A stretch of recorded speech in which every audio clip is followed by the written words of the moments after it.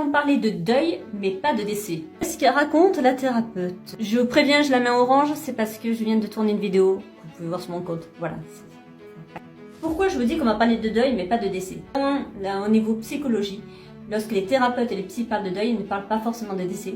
Et lorsqu'il y a un deuil, si on ne respecte pas la fameuse courbe de deuil, c'est une catastrophe. Alors ne pas la respecter en soi n'est pas dramatique. La courbe de deuil en fait aide à être moins stressé lorsqu'il va se passer ce deuil-là, lorsqu'il va y avoir ce changement-là, et réduit le stress d'une personne.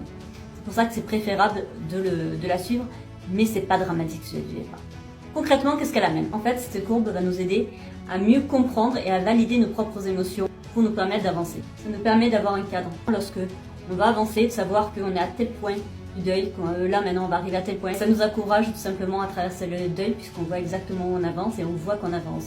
Ça permet de prévenir les complications éventuelles. Et en effet, ça nous permet d'anticiper, on s'y prépare un peu et donc de mieux le vivre. Et enfin, sachez clairement que c'est une courbe dont beaucoup de thérapeutes, de psy, moi y compris, on se sert pour accompagner nos patients lorsqu'ils vivent un deuil, lorsqu'ils souhaitent avancer. Je rappelle que chaque personne a sa manière de vivre le deuil, a sa manière de franchir les changements. Il y en a qui vont avoir une méthode sparadrap et qui vont très bien le vivre et qui vont se sentir galvanisés. Je ne parle toujours pas de décès, là on est bien d'accord, c'est rare de bien vivre un décès. Et il y en a qui vont vivre ça comme quelque chose d'un fardeau et on va avoir du mal à avancer. Et dans tous les cas, c'est ok, dans tous les cas, ne culpabilisez pas. Si vous voyez que vous avez du mal à avancer, à enclencher un changement, n'hésitez pas à vous faire aider d'un psy ou d'un thérapeute. Ne restez pas seul.